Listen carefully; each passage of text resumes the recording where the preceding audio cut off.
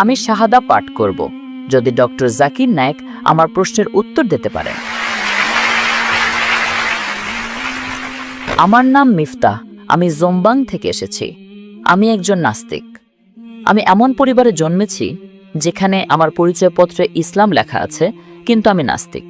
আমি খ্রিস্ট ধর্মসহ অনেক ধর্ম অধ্যয়ন করেছি এবং খ্রিস্ট ধর্মে আমি অনেক ভুল খুঁজে পেয়েছি। আমার প্রশ্ন হল, বৌদ্ধ ধর্মের ত্রিপিটকের এমন একটি শ্লোক উল্লেখ করুন যা অন্য কোনো শ্লোকের সাথে বিরোধপূর্ণ অথবা যা বৈজ্ঞানিকভাবে ভুল। ভাই একটি প্রশ্ন করেছেন যে তিনি একজন নাস্তিক এবং তিনি ইসলাম গ্রহণ করবেন যদি আমি তার প্রশ্নের উত্তর দিতে পারি। তিনি বলছেন, আপনি কি বৌদ্ধ ধর্মগ্রন্থ থেকে একটিও ভুল বের করতে পারবো? তাহলে তিনি যদি নাস্তিক হন তবে তিনি বৌদ্ধ ধর্মগ্রন্থ নিয়ে কথা বলছেন কেন? আমার প্রথম প্রশ্ন আমি জানতে চাই। যাই হোক, আমি এখানে ধর্মগ্রন্থে ভুল বের করতে আসিনি, কিন্তু যেহেতু আপনি জিজ্ঞাসা করেছেন, বৌদ্ধ ধর্মের প্রধান দর্শন 4টি মহৎ সত্যের উপর ভিত্তি করে প্রতিষ্ঠিত। আপনি কি বুদ্ধের 4টি মহৎ সত্যের কথা শুনেছেন? আপনি কি বুদ্ধের 4টি মহৎ সত্যের কথা শুনেছেন? আমি জানি না। আপনি যদি না জানেন তাহলে আপনি বৌদ্ধ ধর্মগ্রন্থ সম্পর্কে কি জানেন? যদি কেউ বলে আমি কোরআন জানি, আপনি কি কুল হুয়াল্লাহু আহাদ জানেন? আমি জানি না। সূরা ফাতিহা জানি না। তাহলে আপনি আমার উত্তর কিভাবে বুঝবেন? বৌদ্ধ ধর্মের ভিত্তি হলো বুদ্ধের 4টি মহৎ সত্য। যদি এটি সম্পর্কে না জানেন তাহলে আমার উত্তর কিভাবে বুঝবেন? আপনি বুদ্ধের 4টি মহৎ সত্য জানেন কি? বৌদ্ধ ধর্মের 4টি সত্য কি কি? কিন্তু আপনি যদি তা নাই জানেন তাহলে সেগুলো সঠিক না ভুল কিভাবে বুঝবেন? যাই হোক, আমি আপনার মতো নই। কিন্তু আমি ত্রিপিটক গ্রন্থের শ্লোকের ভুল সম্পর্কে জানতে চেয়েছি। ত্রিপিটক হলো বৌদ্ধ ধর্মগ্রন্থগুলোর মধ্যে একটি। বৌদ্ধ ধর্মগ্রন্থে ধম্মপদ সহ আরো অনেক কিছুই রয়েছে, কিন্তু আমি মৌলিক বিষয় নিয়ে আলোচনা করছি, আরো ভালো মৌলিক বিষয়। এখন বুদ্ধের মতে তিনি বলেছেন যে 4টি মহৎ সত্য রয়েছে। প্রথমটি হলো এই জগতে দুঃখ এবং কষ্ট রয়েছে। দ্বিতীয় সত্য, দুঃখ ও কষ্টের কারণ হলো তৃষ্ণা। তৃতীয়, দুঃখ ও কষ্ট দূর করতে হলে আকাঙ্ক্ষা দূর করতে হবে। চতুর্থ, আকাঙ্ক্ষা দূর করতে হলে অষ্টাঙ্গিক মার্গ অনুসরণ করতে হবে। আমি আবার বলছি, বুদ্ধ বলেছেন প্রথম মহৎ সত্য হলো এই জগতে দুঃখ এবং কষ্ট রয়েছে। দ্বিতীয়ত, দুঃখ ও কষ্টের কারণ হলো তৃষ্ণা। তৃতীয়ত, আকাঙ্ক্ষা দূর করার মাধ্যমে আপনি দুঃখ এবং কষ্ট দূর করতে পারবেন। চতুর্থ, আকাঙ্ক্ষা দূর করার জন্য আপনাকে অষ্টাঙ্গিক মার্গ অনুসরণ করতে হবে। আমি ভুলের কথা জিজ্ঞেস করছি স্যার, অথবা এমন কোন শ্লোক যা অন্য শ্লোকের সাথে সাংঘর্ষিক। ভাই, আমি যখন উচ্চতর বিষয় নিয়ে আলোচনা করি তখন নিম্ন স্তরে যাই না। এটি অনেক উচ্চতর বিষয়। আমি উচ্চতর বিষয় নিয়ে কথা বলছি। আমি উচ্চতর গ্রন্থ অধ্যয়ন করি, নিম্ন স্তরের গ্রন্থ নয়। এই গ্রন্থগুলো অনেক উন্নত। তিনি যদি বৌদ্ধ ধর্ম সম্পর্কে না জানেন তাহলে আমি আর কি বলবো? সুতরাং আমি আপনাকে বৌদ্ধ ধর্মের প্রধান খুঁটিগুলোর মধ্যেই ভুল দেখাচ্ছি। আমার প্রশ্ন হলো, বুদ্ধের 3য় মহৎ সত্যটি হলো দুঃখ ও কষ্ট দূর করতে হলে আকাঙ্ক্ষা দূর করতে হবে। চতুর্থটি হলো আকাঙ্ক্ষা দূর করার জন্য আপনাকে 10টি বিধ পথ অনুসরণ করতে হবে। প্রশ্নটা হলো, যদি আমাকে 10টা বিধ পথ অনুসরণ করতে হয় তাহলে সেই পথ অনুসরণ করার জন্য আমার মধ্যে একটা আকাঙ্ক্ষা থাকতে হবে। সুতরাং এটা বলছে যে আকাঙ্ক্ষা দূর করার জন্য আপনার আকাঙ্ক্ষা থাকা উচিত। তাই এটি যৌক্তিকভাবে স্ববিরোধী। আপনি কি বুঝতে পারছেন? হ্যাঁ হ্যাঁ। বুদ্ধের 3য় মহৎ সত্যটি হলো দুঃখ ও কষ্টের কারণ হলো আকাঙ্ক্ষা। 3য় সত্য, আকাঙ্ক্ষা দূর করতে হলে কষ্ট দূর করতে হবে। চতুর্থটি হলো আকাঙ্ক্ষা দূর করার জন্য আপনাকে 10টা বিধ পথ অনুসরণ করতে হবে। তার মানে সেই পথ অনুসরণ করার জন্য আপনার মধ্যে আকাঙ্ক্ষা থাকতে হবে। সুতরাং এটা বলছে যে আকাঙ্ক্ষা দূর করার জন্য আপনার আকাঙ্ক্ষা থাকা উচিত। তাই এটি যৌক্তিকভাবে স্ববিরোধী। সুতরাং মূল ভিত্তিটাই এটা একটা তাসের ঘরের মতো। এটি স্ববিরোধী। আকাঙ্ক্ষা দূর করার জন্য আপনার আকাঙ্ক্ষা কিভাবে থাকতে পারে? সুতরাং এটাই কারণ। এবং আপনি আমার অন্য ভিডিও ক্যাসেটগুলো শুনতে পারেন যেখানে আমি বৌদ্ধ ধর্ম নিয়ে কথা বলেছি। কিন্তু আমি মূলত শীর্ষস্থানীয় বিষয়গুলো নিয়ে আলোচনা করি, নিম্নস্তরের বিষয়গুলো নয়। আমি প্রধানত ধর্মপদ এবং অন্যান্য ধর্মগ্রন্থ নিয়ে কথা বলছি। আশা করি এটা আপনার প্রশ্নের উত্তর দিয়েছে। ভারতে শান্তি দেবীর পুনর্জন্ম সম্পর্কে, শান্তি দেবীর পুনর্জন্ম নিয়ে আপনার মতামত কি? ভারতে একজন শান্তি দেবী আছেন, ভারতে অনেক শান্তি দেবী আছেন, তার পুনর্জন্ম হয়েছে। এটি হিন্দু ধর্মের একটা দর্শন, কিন্তু এটি অযৌক্তিক এবং অবৈজ্ঞানিক। কারণ একবার মারা গেলে বৈজ্ঞানিকভাবে আপনার পুনর্জন্ম হতে পারে না। এটা কেবল একটা অনুমান, এটি বৈজ্ঞানিকভাবে মোটেই প্রমাণিত নয়। এবং এমনকি বেদেও যখন পুনর্জন্ম নিয়ে কথা বলা হয়, পুন মানে পরবর্তী, জন্ম মানে জীবন।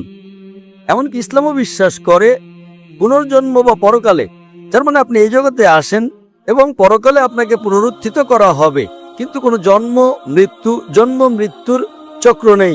এটা একটা কাল্পনিক কাহিনী। সুতরাং বেদেও যখন পুনর্জন্ম নিয়ে কথা বলা হয় তখন সেটা পরকালের কথা বলে, যেটা আমরা বিশ্বাস করি। আপনি স্বর্গে বা নরকে যাবেন, কিন্তু এটি বিশ্বাস করে না যে আপনি মানুষ হয়ে আবার ফিরে আসবেন, আবার জন্ম নেবেন, আবার ফিরে আসবেন। এটি কেবল একটা অনুমান, যা বৈজ্ঞানিকভাবে অপ্রমাণিত। আশা করি এটা আপনার প্রশ্নের উত্তর দিয়েছে। ঠিক আছে। এবং সূরা ফুসসিলাতের 9 নম্বর আয়াতে বলা হয়েছে যে পৃথিবী 2টি পর্যায়ে সৃষ্টি করা হয়েছে। আপনার মতে পৃথিবী এবং আকাশ কি একসাথে সৃষ্টি করা হয়েছে? আপনার মতামত কি? পৃথিবী ও আকাশ কি একসাথে সৃষ্টি করা হয়েছে নাকি হয়নি? ভাই, সূরা ফুসসিলাতের 41 নম্বর অধ্যায়ের 9 নম্বর আয়াতের কথা বলছেন, যেখানে আকাশ ও পৃথিবীর সৃষ্টি সম্পর্কে বলা হয়েছে এবং তিনি জিজ্ঞাসা করছেন সেখানে কোনো স্ববিরোধিতা আছে কি না। সেখানে একটা আপাত স্ববিরোধিতা রয়েছে। আপাত, আপনি যদি যৌক্তিক না হন তবে আপনার মনে হতে পারে সেখানে একটা স্ববিরোধিতা আছে। সূরা ফুসসিলাতের 41 নম্বর অধ্যায়ের 9 নম্বর আয়াতে বলা হয়েছে যে আল্লাহ আকাশ ও পৃথিবী সৃষ্টি করেছেন। তিনি আকাশকে 2 দিনে সৃষ্টি করেছেন। তিনি আকাশকে 2 দিনে সৃষ্টি করেছেন এবং তিনি সৃষ্টি করেছেন, দুঃখিত, সেখানে বলা আছে যে তিনি পৃথিবীকে 2 দিনে সৃষ্টি করেছেন, 2 দিন দিয়ে শুরু হয়, এবং পাহাড় সৃষ্টি করেছেন এবং সেগুলোকে পৃথিবীর উপরে স্থাপন করেছেন 4 দিনে, এবং আকাশকে সৃষ্টি করেছেন 2 দিনে। এবং তিনি সেগুলোকে বললেন তোমরা উভয়ে এসো, ইচ্ছায় বা অনিচ্ছায়, এবং তারা বলল আমরা অনুগত হয়ে আসলাম। 1 নম্বর 11। সুতরাং প্রশ্ন হলো, যখন আল্লাহ বলেন যে তিনি পৃথিবীকে 2 দিনে সৃষ্টি করেছেন এবং পাহাড়গুলোকে তার উপরে স্থাপন করেছেন উদ্ভিদ সহ 4 দিনে, এবং আকাশকে সৃষ্টি করেছেন 2 দিনে, তাহলে এখানে যদি আপনি 2 + 4 + 2, তবে এটি শোনায় 8-এর মতো। এবং কোরআনের আরো অনেক জায়গায় আল্লাহ বলেছেন যে তিনি আকাশ ও পৃথিবী সৃষ্টি করেছেন 6 দিনে। সুতরাং ইসলামের কিছু সমালোচক আছেন যারা বলেন দেখো এখানে এটি 2, 4, 2 অর্থাৎ 8 দিন, অথচ অন্য অনেক জায়গায় আল্লাহ বলেছেন তিনি আকাশ ও পৃথিবী সৃষ্টি করেছেন সিত্তাতা আইয়াম, 6 দিনে। সুতরাং একটি স্ববিরোধিতা রয়েছে। আপনি যদি কোরআন পড়েন, কোরআনের আয়াত সূরা ফুসসিলাতের 41 নম্বর অধ্যায়ের 9, 10, 11 নম্বর আয়াতগুলো, সেখানে বলা হয়েছে যে তিনি পৃথিবীকে 2 দিনে সৃষ্টি করেছেন এবং পৃথিবীকে পাহাড় সহ 4 দিনে সৃষ্টি করেছেন। সুম্মা, আকাশকে 2 দিনে। এখন আরবিতে সুম্মার 2টো অর্থ রয়েছে। এর অর্থ হতে পারে এবং, অথবা একই সাথে হতে পারে। সুতরাং আমি যদি আপনাকে বলি যে আমি একটা বিল্ডিং 6 মাসে তৈরি করতে চাই, আমি 6 মাসে তৈরি করতে চাই, 6 মাসে আমি 6 মাসে বিল্ডিং তৈরি করতে চাই, আমি সীমানা প্রাচীর তৈরি করে 2 মাসে, আমি বেসমেন্ট তৈরি করে 2 মাসে, এবং আমি 20 তলা বিল্ডিংটা তৈরি করি 4 মাসে।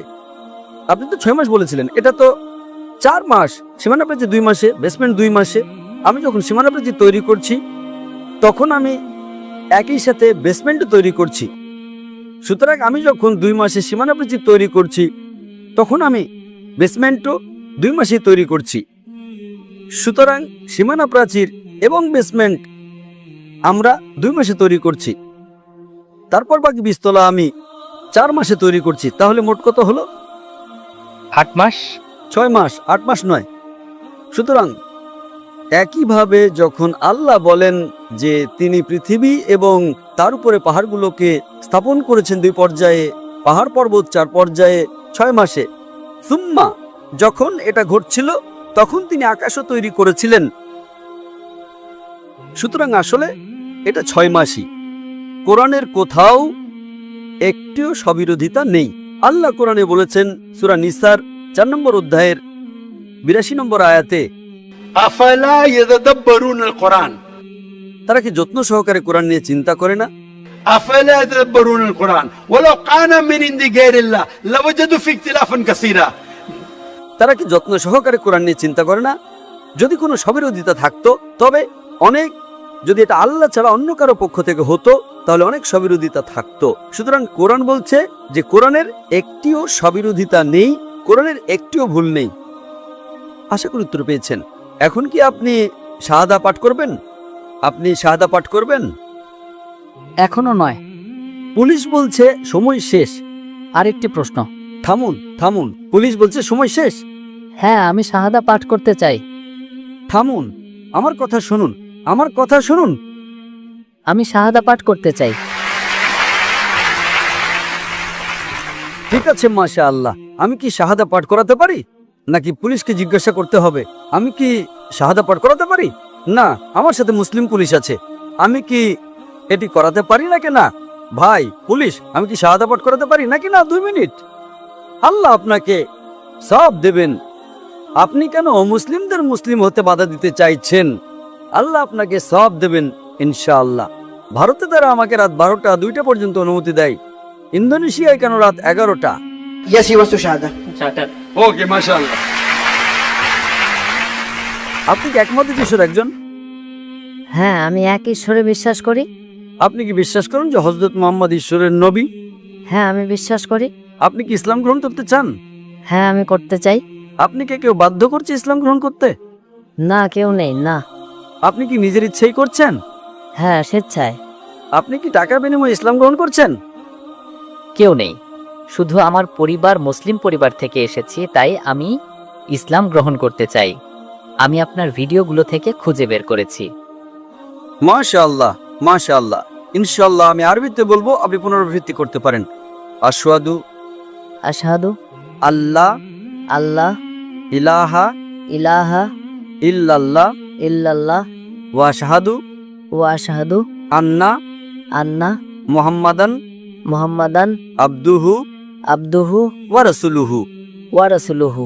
আমি সাক্ষ্য দিচ্ছি আমি সাক্ষ্য দিচ্ছি যে যে কোনো উপাস্য নেই কোনো উপাস্য নেই আল্লাহ ছাড়া, আল্লাহ ছাড়া।